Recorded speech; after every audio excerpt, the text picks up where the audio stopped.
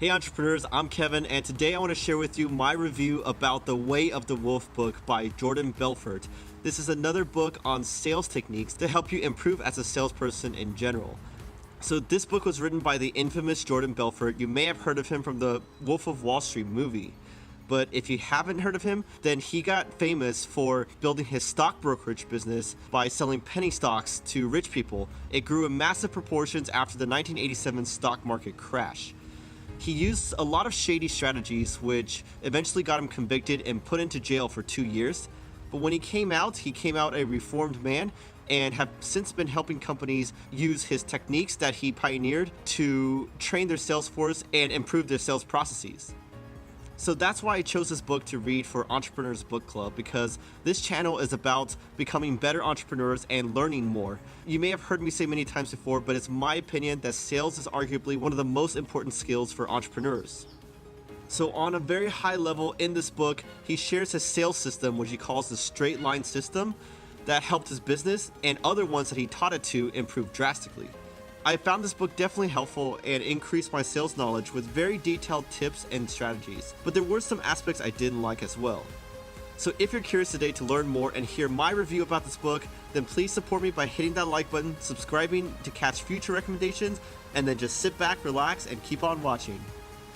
So what is this book all about? Well, he basically teaches his straight line system and various surrounding techniques that you need in order to execute the system at a high level. The straight line system is very simple at the highest level.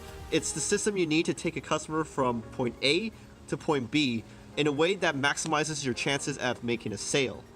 There are 5 core elements in the straight line system, making them love your product, trust you, trust your team, lowering their action threshold, and raising their pain threshold. Beyond that core set of properties for the straight line system, he teaches you a lot of techniques that you can do before, during, and after your presentation to improve your performance. For example, like how it's very important to be enthusiastic within the first 4 seconds to set a good example and get off on the right foot. And then secondly, he tells you how you can use tonality and body language, because most of your communication has nothing to do with the words you're saying. And especially if you're on a phone call, then tonality is especially important because they can't see you in person. Also, he teaches some very important things like how to prospect so you can focus on the likely leads instead of talking to everybody who shows some faint interest and then feeling bad when not a lot of them are converting. He also teaches you how to use scripts to your advantage, and also how to handle common objections that you hear all the time, that I've heard, that you've heard, if you've ever tried to pitch someone your products or services. So now that you've gotten a better understanding of what this book is about, I want to cover my personal thoughts and reviews, the good parts and the bad parts about this book. So the first thing I really liked about this book is how he shares very deep and specific strategies and provides examples of exactly what you can do and say in various common situations that you experience all the time. Here are some examples. So one very important thing that he says you need to cover in your presentation when you give your pitch is 3 parts in particular. 1 is to make them love your product, 2 is to make them confident in you, and 3 is to make them confident in your team as well.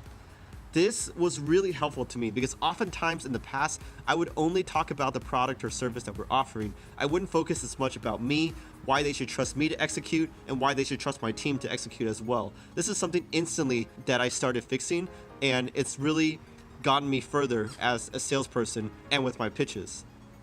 Another very specific tip that he gave us is about how when you reach objections, you can loop back with various certain techniques to shore up parts that they potentially are unsure about. For example, you hear a lot of people say, oh, I need to look at my budget, I need to talk to my partner, I need to talk to my wife, whatever. And when you hear that, you can use various techniques that Jordan teaches, but one of them I really like is by using the if money was not an issue phrasing. Like you can be like, well, Bob, I feel you, I feel your concerns, but what do you think about the idea at a high level? So you get them to just think about what you're talking about and not think about the money. And once you chat about that, you can loop back to various parts of the presentation that you think they might be unsure about and shore it up a bit in order to get them to feel more comfortable and move to the next step, whether that be to ask them for a sale again or something else. As you may have gotten a good feeling for already, this book goes way deeper than other sales books in terms of providing specific strategies that I can use. Other ones kind of keep it very high level, which is helpful of course, but they serve different purposes. So the next aspect about this book I want to cover is that it definitely will require a ton of practice and preparation to get good at this because it is very specific. There's a lot of stuff to remember for each part of the straight line system. Even for the chapter that talks about scripts, he recommends writing them all out and memorizing them so that when you're giving the presentation, you can focus on your tonality or your body language or all that nonverbal emotion-based communication. Now, there were some stuff I didn't like though, and the biggest thing was that I did not like the writing style. It wasn't that great. He wrote it in his own voice, so it feels like you're talking to them and he's constantly telling you stories to paint a picture. Now, I have no problems with hearing stories to paint a better picture. I, in fact, like that and think that it helps shore down the point. But he was super wordy, had a lot of flash forwards, flashbacks, and I really wish he just got to the point sometimes. He gave a lot of anecdotes, but most of them were just distracting, and after 4 pages of flashbacks to anecdotes, I'm like, what was his point in the first place? He would start off a chapter like, okay, I'm going to tell you about this, but before that, let me tell you a story. And then after the story, I was like, wait, what point was he trying to teach me again? So that's why this book took me way longer to finish than other ones.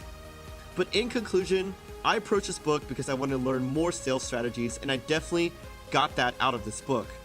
So I have a lot of stuff to practice and incorporate now into my pitches as a businessman and entrepreneur, and I definitely think it would help you out too if you read it. So as you can tell, even though I did not like the writing style whatsoever, I still do recommend this book. And unfortunately, since I'm traveling right now, I don't have my big stack of books to rank it in, but I would rank it under the middle, so in the bottom half of the books I've read so far.